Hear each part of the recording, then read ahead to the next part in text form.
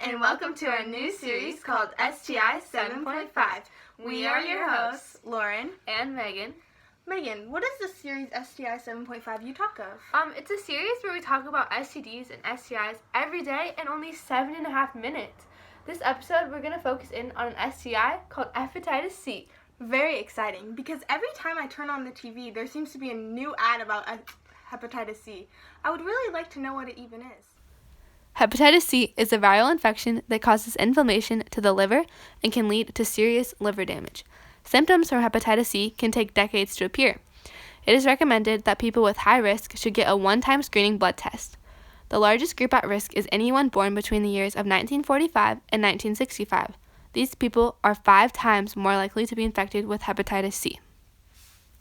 And now is the perfect opportunity to bring in a news segment from our friends at Johns Hopkins. When you're having all that itching, that's because your liver was acting up. I had no symptoms. It didn't affect anything that I was doing. So I didn't respond to it. And once you get cirrhosis, your liver can stop working. And the idea is if you don't know you have it, you can't get the treatment and you can't be cured.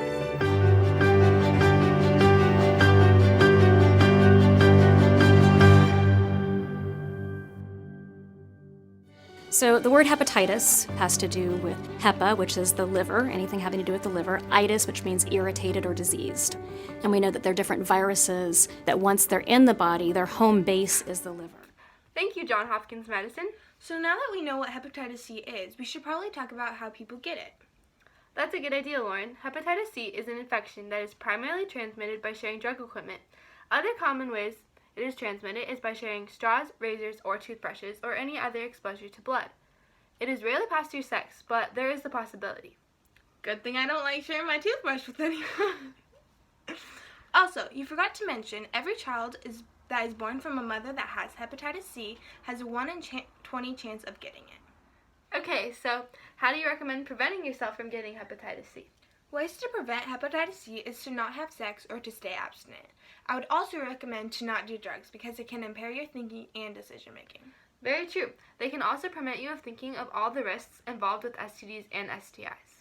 Okay, well, what if someone doesn't follow your great advice? What are some treatments for people that do have hepatitis C? Funny you asked, because I was just about to say there is an antiviral medication that can make some people hepatitis C free after only 12 weeks of taking it. But the time to become hepatitis C free depends on what hepatitis C genotype a person may have, their presence of existing liver damage, and other medical conditions and prior treatments. I even heard there's new research on a medication that is direct acting and that can be combined with existing medication that has been shown to give people better outcomes and have treatments as quick as 8 weeks. Some people also get liver transplants. Preventing yourself from hepatitis A and B through vaccinations is also helpful. That's good to know, but how does one know if they even have hepatitis C? Well, if they have acute hepatitis C or hepatitis C before it becomes chronic, symptoms are rarely noticeable, but some may include jaundice, nausea, fatigue, fever, and muscle aches. Okay, what if they have chronic hepatitis C? By the way, what even is chronic hepatitis C? Well, chronic hepatitis C is a long-term infection when hepatitis C has damaged the liver long enough to show symptoms.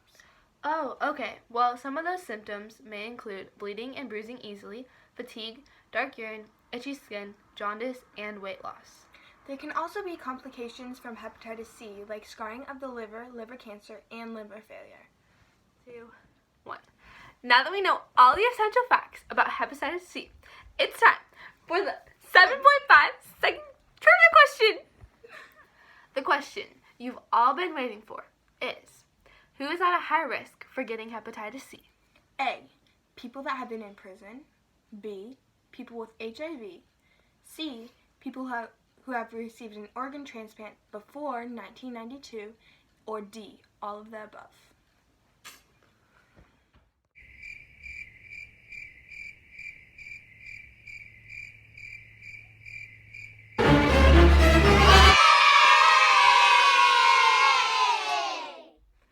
Now that we know that people who have been in prison, people with HIV, people who have received an organ transplant before 1992, all are at risk for getting hepatitis C. There are some other people who are at higher risk as well. Healthcare workers, people who have injected or inhaled illicit drugs, people who have received a tattoo or a piercing in an unclean environment.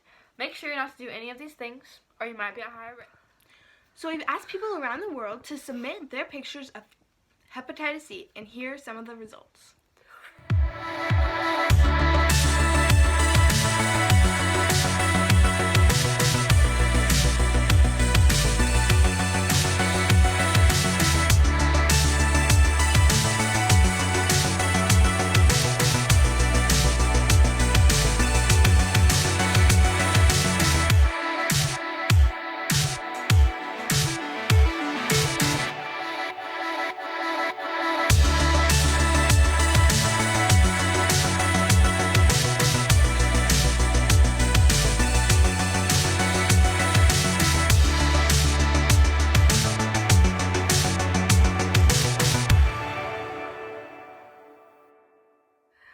So that's a wrap on our show on hepatitis C. Make sure to tune in next time for our show on chlamydia. Bye! Bye!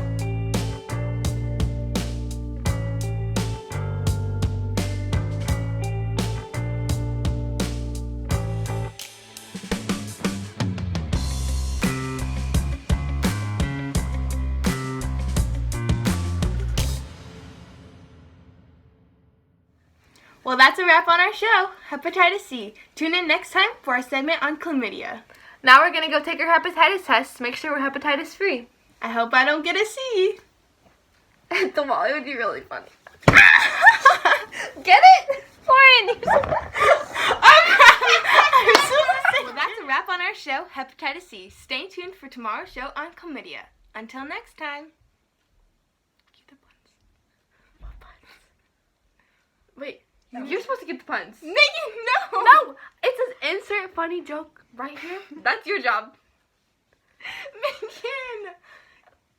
Okay, we have 2 more minutes of video. It's supposed to be with the jokes. Megan, you're the funny one in the group. You're supposed to do the puns. I'm not even that funny. I'm pretty funny though.